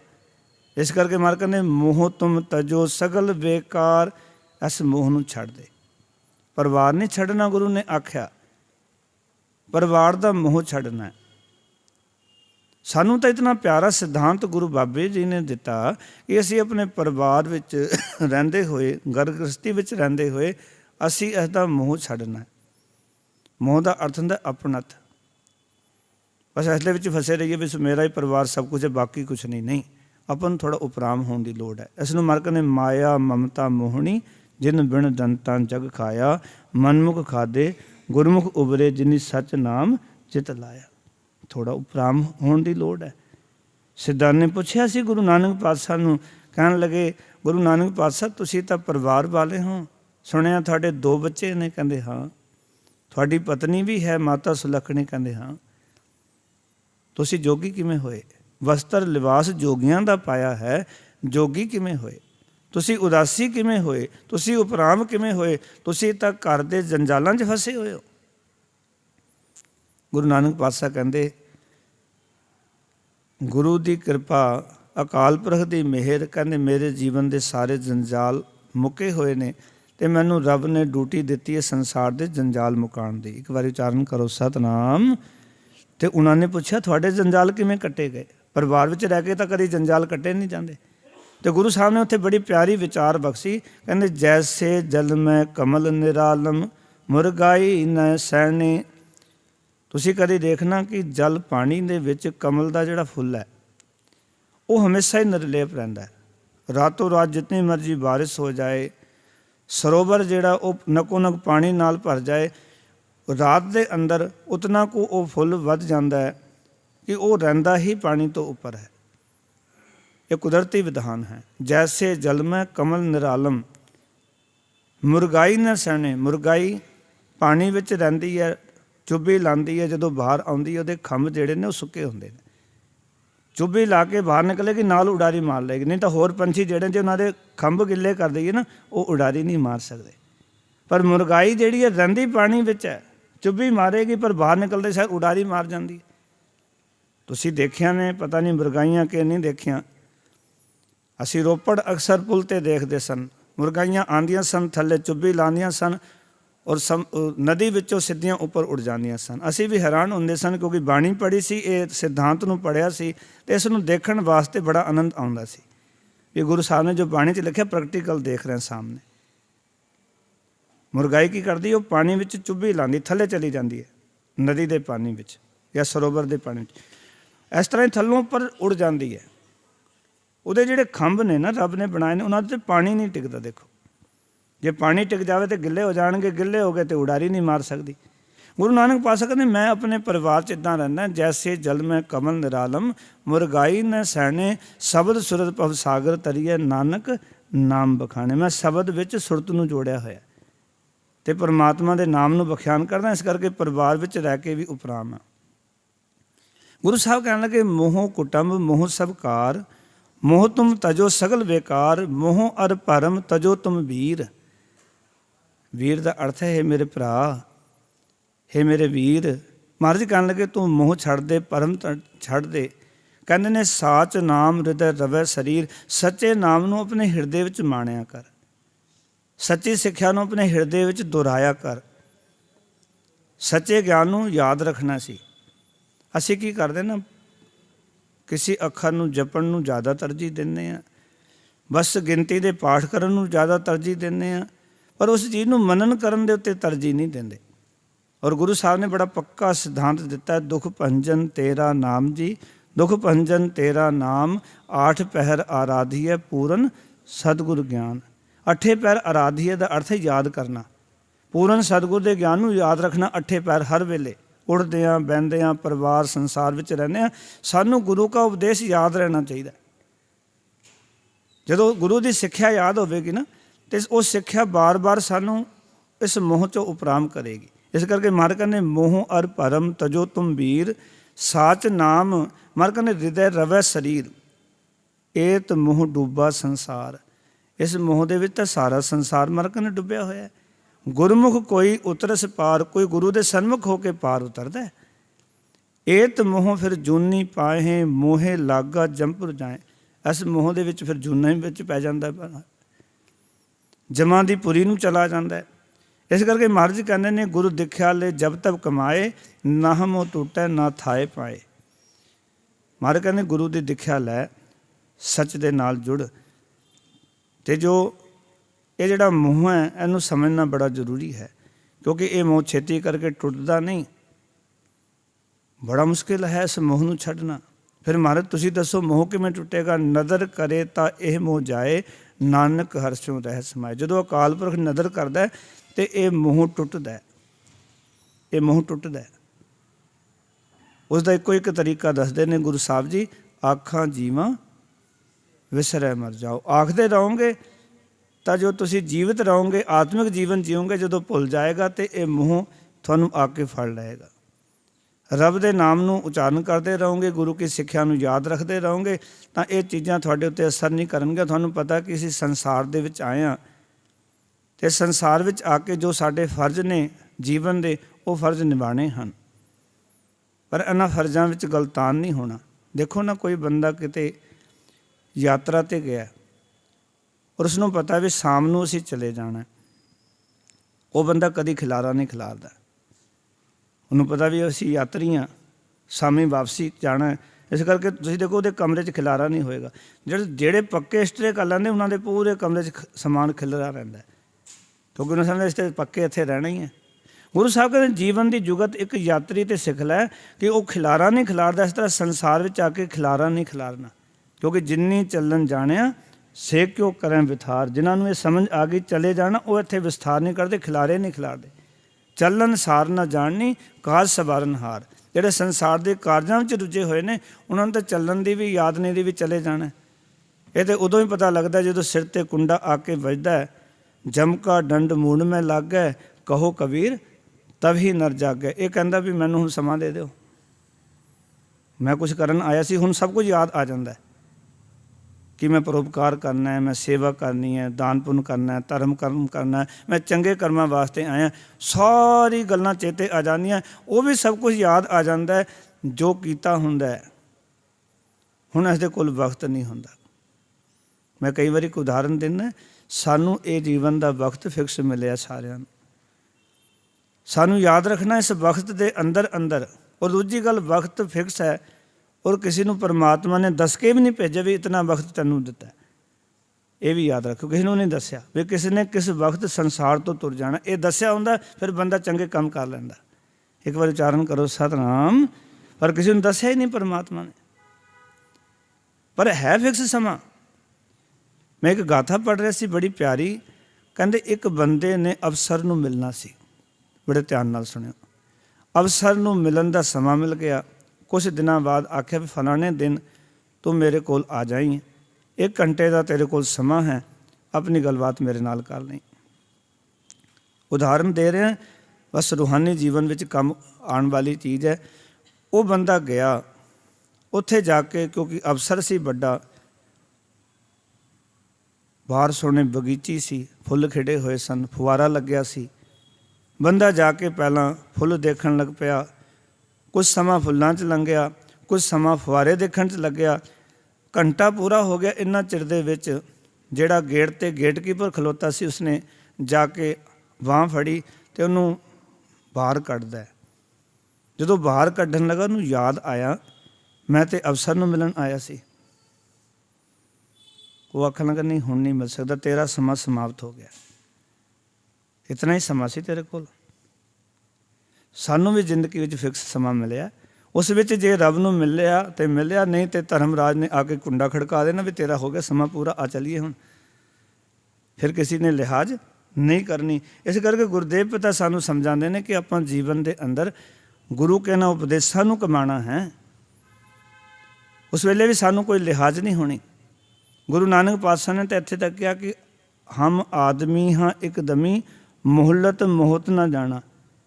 ਮੌਤ ਮੁਹੱਲਤ ਨਹੀਂ ਦਿੰਦੀ। ਮੁਹੱਲਤ ਦਾ ਅਰਥ ਸਮਾਂ, ਵੀ ਤੁਸੀਂ 1 ਮਿੰਟ ਦੇ ਦਿਓ, 2 ਮਿੰਟ ਦੇ ਦਿਓ, ਸਵਾਸ ਨਿਕਲਣੇ ਨਿਕਲ ਜਾਣੇ ਨੇ। ਤੁਸੀਂ ਜ਼ਰੂਰੀ ਕੰਮ ਵੀ ਜੇ ਦੱਸਣਾ ਹੋਵੇ ਨਾ, ਮੌਤ ਨੇ 1 ਖਿਣ ਵੀ ਨਹੀਂ ਦੇਣਾ। ਤੁਸੀਂ ਆਖੋ ਨਾ ਬੱਚਿਆਂ ਨੂੰ ਦੱਸਣਾ ਵੀ ਖਜ਼ਾਨੇ ਦੀ ਚਾਬੀ ਕਿੱਥੇ ਪਈ ਹੈ, ਕਾਗਜ਼ ਕਿੱਥੇ ਪਏ ਨੇ, ਸਮਾਨ ਕਿੱਥੇ ਪਿਆ, ਜਦੋਂ ਮੌਤ ਨੇ ਆਉਣੀ ਕਿਸੇ ਚੀਜ਼ ਨੇ ਤੁਹਾਡਾ ਲਿਹਾਜ਼ ਨਹੀਂ ਕਰਨਾ। ਇਸ ਕਰਕੇ ਗੁਰਦੇਵ ਪਿਤਾ ਸਾਨੂੰ ਸਮਝਾਉਂਦੇ ਨੇ ਕਿ ਇਸ ਸੰਸਾਰ ਦੇ ਮੋਹ ਵਿੱਚ ਫਸ ਕੇ, ਪਰਿਵਾਰ ਦੇ ਮੋਹ ਵਿੱਚ ਫਸ ਕੇ ਆਪਣੀ ਜ਼ਿੰਦਗੀ ਨੂੰ ਅਜ਼ਾਈ ਨਾ ਗਵਾ, ਕਿਉਂਕਿ ਇਸ ਨੇ ਤੇਰਾ ਸਾਥ ਨਹੀਂ ਦੇਣਾ। ਫਿਰ ਗੱਲ ਨੂੰ ਸਮਝ ਲਿਓ, ਇਹ ਮਨ ਪਿਆਰਿਆ ਤੂੰ ਸਦਾ ਸੱਚ ਸੰਭਾਲੇ। ਮਹਾਰਾਜ ਕਹਿੰਦੇ ਹੇ ਪਿਆਰੇ ਮਨ, ਤੂੰ ਸੱਚ ਨੂੰ ਸੰਭਾਲ, ਕਿਉਂਕਿ ਇਹ ਕੁਟੰਬ ਤੂੰ ਜੇ ਦੇਖਦਾ ਚੱਲੇ ਨਹੀਂ ਤੇ ਇਹ ਪਰਿਵਾਰ ਜੋ ਤੂੰ ਵੇਖਦਾ ਅੰਤ ਨੂੰ ਇਸ ਨੇ ਤੇਰਾ ਸਾਥ ਨਹੀਂ ਦੇਣਾ। ਇਹ ਸੱਚ ਹੈ। ਫਿਰ ਮਹਾਰਾਜ ਕਹਿਣ ਲੱਗੇ ਯਕੀਨ ਦਿਵਾਉਂਦੇ ਨੇ, ਸਾਥ ਤੇਰੇ ਚੱਲੇ ਨਹੀਂ ਤਿਸ ਨਾਲ ਕਿਉਂ ਚਿਤ ਲਾਈਐ। ਮਹਾਰਾਜ ਫਿਰ ਕਹਿਣ ਲੱਗੇ ਇਸ ਨੇ ਤੇਰੇ ਨਾਲ ਨਹੀਂ ਨਿਭਣਾ। ਸਾਥ ਤੇਰਾ ਚੱਲੇ ਨਹੀਂ ਤਿਸ ਨਾਲ ਕਿਉਂ ਚਿਤ ਲਾਈਐ। ਇਸ ਦੇ ਨਾਲ ਫਿਰ ਮੋਹ ਕਿਉਂ ਪੈਦਾ ਕਰਦਾ ਪਾਓ, ਕਿ ਇਸ ਦੇ ਮੋਹ ਵਿੱਚ ਕਿਉਂ ਫਸਦਾ ਤੂੰ? ਜੇ ਸਾਥ ਜਾਣਾ ਨਹੀਂ, ਸਾਥ ਦੇਣਾ ਨਹੀਂ, ਫਿਰ ਮੋਹ ਵਿੱਚ ਫਸ ਕਿਉਂ ਰਹੇ ਹੈ? ਆਪਣਤ ਵਿੱਚ ਕਿਉਂ ਫਸ ਰਹੇ ਹੈ? ਅੱਜ ਬਹੁਤ ਸਾਰੇ ਲੋਕਾਂ ਦੀ ਪ੍ਰੋਬਲਮਾਂ ਨੇ। ਜਦੋਂ ਦਾਸ ਨਾਲ ਲੋਕ ਆ ਕੇ ਸਾਂਝੀ ਕਰਦੇ ਨੇ, ਕਈ ਵਾਰੀ ਮਨ ਦੇ ਵਿੱਚ ਆਉਂਦਾ ਹੈ ਵੀ ਦੇਖੋ ਇਸ ਬੰਦੇ ਨੇ ਪੂਰੀ ਜ਼ਿੰਦਗੀ ਆਪਣੇ ਬੱਚਿਆਂ 'ਤੇ ਲਾ ਦਿੱਤੀ। ਅੱਜ ਬੱਚੇ ਰੋਟੀ ਨਹੀਂ ਪੁੱਛਦੇ। ਅੱਜ ਬੱਚੇ ਕਹਿੰਦੇ ਨੇ ਘਰ ਖਾਲੀ ਕਰੋ। ਜਿਸ ਨੇ ਘਰ ਬਣਾਇਆ ਉਸ ਨੂੰ ਕਿਹਾ ਜਾਂਦਾ ਜਿਉਂਦੇ ਜੀ ਘਰ ਖਾਲੀ ਕਰੋ, ਤੁਹਾਨੂੰ ਅਨਾਥ ਆਸ਼ਰਮ 'ਚ ਛੱਡ ਦਿੰਦੇ। ਇਹ ਜਿਉਂਦੇ ਜੀ ਦੇ ਹਾਲਾਤ ਨੇ ਅੱਜ ਦੀ ਤਾਰੀਖ ਦੇ। ਮਾਂ ਪਿਓ ਪੂਰੀ ਜ਼ਿੰਦਗੀ ਘਰ ਬਣਾਉਂਦੇ ਰਹਿ ਜਾਂਦੇ ਨੇ। ਜਦੋਂ ਘਰ ਵਿੱਚ ਸੁੱਖ ਦੇ ਸਾਹ ਲੈਣ ਦੀ ਵਾਰੀ ਆਉਂਦੀ ਹੈ ਵੀ ਬੱਚੇ ਜਵਾਨ ਹੋ ਜਾਣਗੇ, ਵਿਆਹ ਕਰ ਦੇਵਾਂਗੇ, ਆਰਾਮ ਨਾਲ ਫਿਰ ਉਹ ਜੀਵਨ ਗੁਜ਼ਾਰਾਂਗੇ, ਉਸ ਵੇਲੇ ਉਹ ਨੂੰਹ ਪੁੱਤ ਕਹਿੰਦੇ ਵੀ ਚਲੋ ਤੁਹਾਨੂੰ ਅਨਾਥ ਆਸ਼ਰਮ ਛੱਡ ਦਈਏ। ਅੱਜ ਤਾਂ ਮਰਨ ਤੋਂ ਬਾਅਦ ਤਾਂ ਛੱਡੋ, ਜਿਉਂਦੇ ਜੀ ਸਾਥ ਨਹੀਂ ਨਿਭ ਰਿਹਾ। ਮਰਨ ਤੋਂ ਬਾਅਦ ਦੇ ਬਾਅਦ ਦੀਆਂ ਗੱਲਾਂ ਨੇ। ਮੇਰੇ ਸਤਿਗੁਰ ਕਹਿੰਦੇ ਨੇ ਸਾਥ ਤੇਰੇ ਚੱਲੇ ਨਹੀਂ ਤਿਸ ਨਾਲ ਕਿਉਂ ਚਿਤ ਲਾਈਐ। ਐਸਾ ਕੰਮ ਮੂਲੇ ਨਾ ਕੀਚੈ ਜਿਤ ਅੰਤ ਪਛੋਤਾਈਐ। ਮਹਾਰਾਜ ਕਹਿੰਦੇ ਸਿਆਣਪ ਇਸ ਵਿੱਚ ਹੈ, ਐਸਾ ਕੰਮ ਕਦੀ ਵੀ ਨਹੀਂ ਕਰਨਾ ਚਾਹੀਦਾ ਜਿਸ ਦੇ ਕੀਤਿਆਂ ਪਿੱਛੋਂ ਪਛਤਾਵਾ ਕਰਨਾ ਪਵੇ। ਉਹ ਕੰਮ ਨਹੀਂ ਕਰਨਾ। ਆਪਣੀ ਜ਼ਿੰਦਗੀ 'ਚ ਪੱਲੇ ਬੰਨ ਲਓ ਇਹ ਗੱਲ ਕਿ ਅੱਜ ਜਿਹੜਾ ਕੰਮ ਕਰ ਰਹੇ ਹਾਂ ਕੱਲ੍ਹ ਉਸ ਦਾ ਫਲ ਮਿਲਣਾ ਹੈ। ਅੱਜ ਪੇਪਰ ਦਿੱਤੇ ਨੇ, ਕੱਲ੍ਹ ਰਿਜ਼ਲਟ ਆਉਣਾ ਹੈ। ਪੇਪਰ ਪੜ੍ਹ ਕੇ ਦਿਓ, ਆਪਣੇ ਕਰਮਾਂ ਨੂੰ ਵਾਚ ਕੇ ਦਿਓ ਵੀ ਕਿਹੜਾ ਕਰਮ ਕਰੀਏ ਜਿਹਦੇ ਨਾਲ ਕੱਲ੍ਹ ਮੈਨੂੰ ਦੁੱਖ ਨਾ ਮਿਲੇ, ਮੈਂ ਫੇਲ ਨਾ ਹੋ ਜਾਵਾਂ ਕਿਤੇ। ਅਸੀਂ ਜ਼ਿੰਦਗੀ ਵਿੱਚ ਗੁਰਸਿੱਖੋ ਫੇਲ ਹੋ ਜਾਂਦੇ ਹਾਂ, ਕਿਉਂਕਿ ਕਈ ਵਾਰੀ ਕਰਮ ਐਸੇ ਕਰ ਬੈਂਦੇ ਹਾਂ, ਬਾਅਦ ਦੇ ਵਿੱਚ ਉਹਨਾਂ ਨੂੰ ਕਰਮਾਂ ਨੂੰ ਕਰਕੇ ਭੁੱਲ ਵੀ ਜਾਂਦੇ ਹਾਂ। ਫਿਰ ਗਲਤੀ ਅਸੀਂ ਦੂਜੇ ਦੀ ਕਰਦੇ ਹਾਂ। ਇਹ ਤਾਂ ਨੂੰਹ ਦੀ ਗਲਤੀ ਹੈ, ਪੁੱਤ ਦੀ ਗਲਤੀ ਹੈ, ਧੀ ਦੀ ਗਲਤੀ ਹੈ, ਮਾਤਾ ਪਿਤਾ ਦੀ ਗਲਤੀ ਹੈ। ਕਰਮ ਸਾਡੇ ਆਪਣੇ ਹੁੰਦੇ ਨੇ। ਗੁਰਬਾਣੀ ਨੇ ਕਿਉਂ ਕਿਹਾ ਦਦੈ ਦੋਸ ਨਾ ਦੇਉ ਕਿਸੈ, ਦੋਸ ਕਰਮਾਂ ਆਪਣਿਆਂ, ਜੋ ਮੈਂ ਕੀਆ ਸੋ ਮੈਂ ਪਾਇਆ, ਦੋਸ ਨਾ ਜੀਦਿਆ ਅਵਰਜਨਾ। ਜੋ ਅਸੀਂ ਕਰ ਰਹੇ ਹਾਂ ਉਸ ਦੀ ਪ੍ਰਾਪਤੀ ਸਾਨੂੰ ਹੀ ਹੋ ਰਹੀ ਹੈ, ਦੂਜੇ ਨੂੰ ਦੋਸ਼ੀ ਨਹੀਂ ਠਹਿਰਾ ਸਕਦੇ। ਕਬੀਰ ਸਾਹਿਬ ਨੇ ਕਿਹਾ, ਕਬੀਰ ਮਨ ਜਾਣੈ ਸਭ ਬਾਤ, ਜਾਣਤ ਹੀ ਔਗੁਣ ਕਰੈ। ਭਗਤ ਕਬੀਰ ਸਾਹਿਬ ਕਹਿੰਦੇ ਸਾਡਾ ਮਨ ਜਾਣਦਾ ਹੈ, ਜਾਣ ਪੁੱਛ ਕੇ ਇਹ ਔਗੁਣ ਕਰਦਾ ਹੈ। ਕਾਹੇ ਕੀ ਕੁਸਲਾਤ, ਹਾਥ ਦੀਪ ਕੂਏ ਪਰੈ। ਕਹਿੰਦੇ ਨੇ ਹੱਥ ਦੇ ਉੱਤੇ ਦੀਵਾ ਰੱਖਿਆ ਤੇ ਖੂਚ ਡਿੱਗ ਰਿਹਾ। ਪਾਓ ਚਾਨਣ ਹੋਣ ਤੋਂ ਬਾਅਦ ਵੀ ਖੂਚ ਡਿੱਗ ਰਿਹਾ। ਇਹਨੂੰ ਪਤਾ ਹੈ ਕਿ ਇੱਦਾਂ ਹੁੰਦਾ ਹੈ, ਇੱਦਾਂ ਹੋ ਰਿਹਾ ਸੰਸਾਰ ਦੇ ਵਿੱਚ। ਇਸ ਕਰਕੇ ਮੈਂ ਬੇਨਤੀ ਕਰਦਾ ਹੁੰਦਾ, ਜਦੋਂ ਆਪਣੇ ਜ਼ਮਾਨ ਤੋਂ ਕੁਛ ਬੋਲੋ ਤੇ ਜ਼ਮਾਨੇ ਦੇ ਮੁਤਾਬਿਕ ਆਪਣੇ ਆਪ ਨੂੰ, ਆਪਣੀ ਜ਼ਮਾਨ ਨੂੰ ਅੱਜ ਰੋਕ ਲੈਣਾ ਚਾਹੀਦਾ। ਮੈਂ ਤਾਂ ਵੱਡੇ ਬਜ਼ੁਰਗਾਂ ਨੂੰ ਵੀ ਬੇਨਤੀ ਕਰਦਾ ਹੁੰਦਾ ਕਈ ਵਾਰੀ, ਕਿਉਂਕਿ ਮਹਾਰਾਜ ਦੀ ਜਦੋਂ ਕਿਰਪਾ ਸਦਕਾ ਕਈ ਆਉਂਦੇ ਨੇ ਤੇ ਉਹਨਾਂ ਨੂੰ ਸਮਝਾਈਦਾ ਵੀ ਭਾਈ ਹੁਣ ਉਹ ਜ਼ਮਾਨਾ ਨਹੀਂ ਰਿਹਾ ਜਿਹੜਾ ਪਹਿਲਾਂ ਸੀ। ਇੱਕ ਵਾਰੀ ਉਚਾਰਨ ਕਰੋ ਸਤਨਾਮ। ਕਿਉਂਕਿ ਅੱਜ ਦੀ ਨੌਜਵਾਨ ਪੀੜ੍ਹੀ ਦੇ ਅੰਦਰ ਨਾ ਕਿਸੇ ਗੱਲ ਨੂੰ ਸੁਣਨ ਦੀ ਤਾਕਤ ਨਹੀਂ ਰਹੀ। ਉਹ ਸੱਚ ਬਿਲਕੁਲ ਨਹੀਂ ਸੁਣ ਸਕਦੇ। ਅੱਜ ਤਾਂ ਉਹਨਾਂ ਦੀ ਵਡਿਆਈ ਕਰਕੇ ਕੰਮ ਨਿਕਾਲ ਲਓ ਤੇ ਨਿਕਾਲ ਲਓ। ਉਹਨਾਂ ਤੋਂ ਜੋ ਸੇਵਾ ਕਰਾਉਣੀ ਹੈ ਤੇ ਉਹਨਾਂ ਦੀ ਵਡਿਆਈ ਕਰਕੇ ਹੀ ਕਰਾ ਸਕਦੇ ਹੋ। ਬਾਕੀ ਤੁਸੀਂ ਸੋਚੋ ਵੀ ਉਹਨਾਂ ਦੀ ਨਿੰਦਾ ਕਰਕੇ, ਉਹਨਾਂ ਨੂੰ ਮਾੜਾ ਸ਼ਬਦ ਕਰਕੇ ਤੁਸੀਂ ਸੇਵਾ ਕਰਾ ਲਓਗੇ, ਬਿਲਕੁਲ ਨਹੀਂ। ਇਹ ਮੈਂ ਬਜ਼ੁਰਗਾਂ ਨੂੰ ਵੀ ਕਈ ਵਾਰੀ ਬੇਨਤੀ ਕਰਦਾ ਹਾਂ। ਕਈ ਆਉਂਦੇ ਨੇ ਮੇਰੇ ਕੋਲ। ਇੱਕ ਬਜ਼ੁਰਗ ਦੀ ਮੈਂ ਤੁਹਾਨੂੰ ਕਈ ਸਾਲ ਪਹਿਲਾਂ ਜਦੋਂ ਨਵਾਂ ਦਾਸ ਆਇਆ ਨਾ, ਅਜੇ ਮਹੀਨਾ ਕੁ ਹੋਇਆ ਸੀ ਇੱਥੇ ਆਏ ਨੂੰ, ਉਸ ਵੇਲੇ ਕੋਈ ਕਥਾ ਕੀਤੀ ਤੇ ਉਹਨਾਂ ਬਜ਼ੁਰਗਾਂ ਨੇ ਬੜੇ ਧਿਆਨ ਨਾਲ ਸੁਣਿਆ ਕਥਾ ਨੂੰ ਤੇ ਕਥਾ ਮੰਨ ਕੇ ਨਾ ਉਹਨਾਂ ਨੇ ਉਸ ਤਰ੍ਹਾਂ ਦਾ ਆਪਣਾ ਅਭਿਆਸ ਬਣਾ ਲਿਆ। ਤੇ ਮੈਨੂੰ 2-1 ਮਹੀਨੇ ਬਾਅਦ ਕਹਿੰਦੇ ਨੇ, ਕਹਿਣ ਲੱਗੇ ਗਿਆਨੀ ਜੀ ਤੁਹਾਡੀ ਕਥਾ ਨਾ ਮੈਨੂੰ ਰਾਸ ਆ ਗਈ। ਮੈਂ ਕਿਹਾ ਕਥਾ ਤਾਂ ਗੁਰੂ ਦੀ, ਮੇਰੀ ਥੋੜ੍ਹੀ ਕਥਾ, ਆਪਾਂ ਤਾਂ ਗੁਰੂ ਦੀ ਗੱਲ ਕਰਨੀ। ਕਹਿੰਦੇ ਮੈਨੂੰ ਰਾਸ ਆ ਗਈ। ਮੈਂ ਐਵੇਂ ਸਹਿਜ ਸੁਭਾਅ ਕੋਈ ਗੱਲ ਕੀਤੀ ਸੀ। ਮੈਂ ਕਿਹਾ ਜਿਹਦੇ ਘਰ 'ਚ ਕਲੇਸ਼ ਰਹਿੰਦਾ, ਨੇੜਤਾ ਕਰਕੇ ਵੀ ਬਹੁਤੇ ਕਲੇਸ਼ ਨੇ। ਕਿਉਂਕਿ ਹਰ ਵੇਲੇ ਜਦੋਂ ਬੰਦੇ ਤੇ ਬੰਦਾ ਚੜ੍ਹਿਆ ਰਹਿੰਦਾ ਨਾ, ਉੱਥੇ ਵੀ ਕਲੇਸ਼ ਪੈਦਾ ਹੁੰਦਾ, ਪਤੀ ਪਤਨੀ ਦਾ, ਪਰਿਵਾਰ ਦਾ। ਅਤੇ ਉਹ ਮੈਂ ਕਿਤੇ ਕਹਿ ਦਿੱਤਾ ਵੀ ਜਿਹੜੇ ਬੰਦੇ 'ਚ ਘਰ 'ਚ ਕਲੇਸ਼ ਹੁੰਦਾ ਹੈ, ਜਿਹਨੂੰ ਲੱਗਦਾ ਵੀ ਨਹੀਂ ਮਿਟ ਰਿਹਾ, ਪੂਰੀ ਜ਼ਿੰਦਗੀ ਹੋ ਗਈ, ਅਤੇ ਸੌਖਾ ਤਰੀਕਾ ਵੀ ਸਵੇਰੇ ਗੁਰਦੁਆਰੇ ਆਵੇ, ਉਸ ਤੋਂ ਬਾਅਦ ਨਾਸ਼ਤਾ ਕਰੇ ਅਤੇ ਪਾਰਕ ਚਲਾ ਜਾਏ। ਪਾਰਕ ਤੋਂ ਫਿਰ ਦੁਪਹਿਰ ਨੂੰ ਘਰ ਆਵੇ, ਰੋਟੀ ਖਾਵੇ, ਆਰਾਮ ਕਰੇ, ਸ਼ਾਮ ਨੂੰ ਫਿਰ ਚਾय ਪੀਵੇ, ਫਿਰ ਪਾਰਕ ਚਲੇ ਜਾਏ, ਸ਼ਾਮ ਨੂੰ ਗੁਰਦੁਆਰੇ ਆਵੇ ਅਤੇ ਰਾਤ ਨੂੰ ਰੋਟੀ ਖਾਵੇ ਅਤੇ ਸੋ ਜਾਏ, ਕਲੇਸ਼ ਖਤਮ। ਮੈਂ ਕਿਤੇ ਇੱਦਾਂ ਕਥਾ ਕੀਤੀ ਸੀ। ਉਹਨਾਂ ਬਜ਼ੁਰਗਾਂ ਨੇ ਉੱਦਾਂ ਹੀ ਕੀਤਾ। ਸਵੇਰੇ ਉਹ ਗੁਰਦੁਆਰੇ ਤੋਂ ਜਾਂਦੇ ਸੀ, ਜਾ ਕੇ ਆਪਣਾ ਨਾਸ਼ਤਾ ਕਰਨਾ, ਪਾਰਕ ਚਲੇ ਜਾਣਾ, 1 ਵਜੇ ਆਉਣਾ, ਆ ਕੇ ਰੋਟੀ ਖਾਣੀ, ਚੁੱਪ ਕਰਕੇ ਸੋ ਜਾਣਾ, 5 ਵਜੇ ਚਾਹ ਪੀਣੀ, ਪਾਰਕ ਚਲੇ ਜਾਣਾ ਅਤੇ 6 ਵਜੇ ਰਹਿਰਾਸ ਵੇਲੇ ਗੁਰਦੁਆਰੇ ਆ ਜਾਣਾ, ਕਥਾ ਸੁਣਨੀ, ਘਰ ਜਾਣਾ, ਰੋਟੀ ਖਾਣੀ, ਸੋ ਜਾਣਾ। 2 ਮਹੀਨੇ ਬਾਅਦ ਕਹਿੰਦੇ ਵੀ ਸਾਡੇ ਘਰ ਦਾ ਤਾਂ ਕਲੇਸ਼ ਹੀ ਖਤਮ ਹੋ ਗਿਆ। ਇੱਕ ਵਾਰੀ ਉਚਾਰਨ ਕਰੋ ਸਤਨਾਮ। ਹੁਣ ਕਲੇਸ਼ ਕਿਹਦੇ ਨਾਲ ਰਹੇਗਾ? ਦੇਖੋ ਕਲੇਸ਼ ਕਿਉਂ ਸੀ? ਕਿਉਂਕਿ ਦੋਨੋਂ ਇਕੱਠੇ ਰਹਿ ਰਹੇ ਸਨ, ਬਣਦੀ ਨਹੀਂ ਸੀ। ਹੁਣ ਇੱਕ ਬੰਦਾ ਦੂਰ ਚਲਾ ਗਿਆ। ਗੁਰੂ ਸਾਹਿਬ ਨੇ ਬਾਣੀ 'ਚ ਇੱਕ ਗੱਲ ਲਿਖੀ ਹੋਈ ਹੈ, ਗਹਿ ਕਰ ਪਕਦੀ ਨਹੀਂ ਆਈ ਹਾਥ, ਪ੍ਰੀਤ ਕਰੀ ਚਾਲੀ ਨਹੀਂ ਸਾਥ, ਜਬ ਤਿਆਗ ਦੇਈ ਤੋ ਚਰਨੀ ਆਏ ਪਈ। ਇਹ ਮਾਇਆ ਦੀ ਖੇਡ ਇੱਦਾਂ ਦੀ ਹੈ, ਜਿਤਨਾ ਤੁਸੀਂ ਮੋਹ ਪੈਦਾ ਕਰੋਗੇ ਨਾ, ਉਤਨੀ ਇਹ ਤੁਹਾਡੇ ਨਾਲ ਲੜੇਗੀ ਮਾਇਆ। ਤੁਸੀਂ ਥੋੜ੍ਹਾ ਦੂਰ ਹੋਣਾ ਸ਼ੁਰੂ ਕਰ ਦਿਓ, ਪਿਆਰ ਪੈਦਾ ਹੋ ਜਾਏਗਾ। ਇਹ ਤਰੀਕੇ ਨੇ ਜੀਵਨ ਦੇ, ਜੁਗਤ ਹੈ ਜੀਵਨ ਦੀ। ਇਸ ਕਰਕੇ ਮਾਰਕਰ ਨੇ ਐਸਾ ਕੰਮ ਮੂਲੇ ਨਾ ਕੀਚੈ ਜਿਤ ਅੰਤ ਪਛੋਤਾਈਐ, ਸਤਿਗੁਰ ਕਾ ਉਪਦੇਸ਼ ਸੁਣ ਤੂੰ ਹੋਵੇ ਤੇਰੇ ਨਾਲੇ। ਸ਼ੁਭ ਤੇ ਸਿਆਣੀ ਗੱਲ ਇਹ ਹੈ ਗੁਰਸਿੱਖਾ, ਸੱਚੇ ਗੁਰੂ ਦੀ ਸਿੱਖਿਆ ਨੂੰ ਧਿਆਨ ਨਾਲ ਸੁਣ। ਜਿਹੜਾ ਗੁਰੂ ਕਾ ਗਿਆਨ ਹੈ, ਗੁਰੂ ਕੀ ਸਿੱਖਿਆ ਹੈ, ਇਹ ਸਦਾ ਤੇਰੇ ਨਾਲ ਸਾਹੀ ਹੋਵੇਗੀ। ਜਿਹੜੀ ਕਥਾ ਸੁਣਨੇ ਪਤਾ ਨਹੀਂ ਕਿੱਥੇ ਤੁਹਾਡੇ ਕੰਮ ਆ ਜਾਏ, ਪਰ ਇਹ ਜ਼ਰੂਰ ਤੁਹਾਡੀ ਸਹਾਇਤਾ ਕਰੇਗੀ। ਇੱਕ ਵਾਰੀ ਉਚਾਰਨ ਕਰੋ ਸਤਨਾਮ। ਪਤਾ ਨਹੀਂ ਕਿਹੜੀ ਥਾਂ 'ਤੇ ਜਾ ਕੇ ਤੁਹਾਡੀ ਮਦਦ ਕਰ ਦੇਵੇ ਜਿਹੜੀ ਗੱਲ ਅੱਜ ਸੁਣ ਕੇ ਜਾ ਰਹੇ ਹੋ।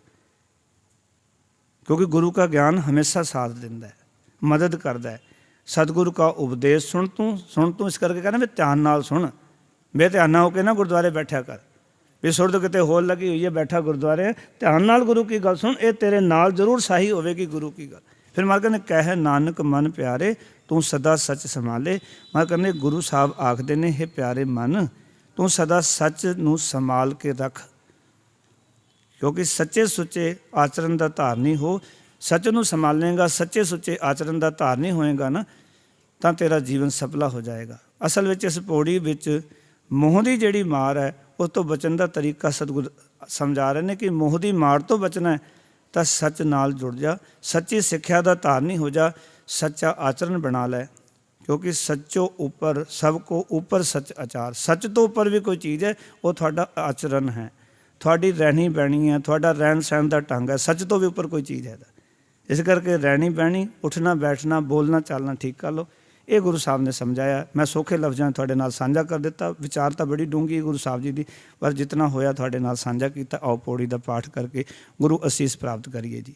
ਏ ਮਨ ਪਿਆਰਿਆ ਏ ਮਨ ਪਿਆਰਿਆ ਤੂੰ ਸਦਾ ਸੱਚ ਸੰਭਾਲਨੇ ਤੂੰ ਸਦਾ ਸੱਚ ਸੰਭਾਲੇ ਏ ਕੁਟੁੰਬ ਤੂੰ ਜੇ ਦੇਖਦਾ ਏ ਕੁਟੁੰਬ ਤੂੰ ਜੈ ਦੇਖਦਾ ਚੱਲੇ ਨਾਹੀ ਤੇਰੇ ਨਾਲੇ ਚੱਲੇ ਨਹੀਂ ਤੇਰੇ ਨਾਲੇ ਸਾਥ ਤੇਰੇ ਚੱਲੇ ਨਾਹੀ ਸਾਥ ਤੇਰਾ ਚੱਲੇ ਨਹੀਂ ਤਿਸ ਨਾਲ ਕਿਉਂ ਚਿਤ ਲਾਈਐ ਇਸ ਨਾਲ ਕਿਉਂ ਚਿਤ ਲਾਈਐ ਐਸਾ ਕੰਮ ਭੂਲੇ ਨਾ ਕੀਚੈ ਐਸਾ ਕੰਮ ਮੁਲੇ ਨਾ ਕੀਚੈ ਜਿਤ ਅੰਤ ਪਛੋਤਾਈਐ ਅੰਤ ਪਛੋਤਾਈਐ ਇਸ ਪੰਕਤੀ ਨੂੰ ਦੁਬਾਰਾ ਪੜੋ ਐਸਾ ਕੰਮ ਮੂਲੇ ਨਾ ਕੀਚੈ ਐਸਾ ਕੰਮ ਮੁਲੇ ਨਾ ਕੀਚੈ ਬੋਲੋ ਮੂਲੇ ਮੂਲੇ ਪਾਠ ਨਹੀਂ ਹੈ ਮੂਲੇ ਐਸਾ ਕੰਮ ਮੂਲੇ ਨਾ ਕੀਚੈ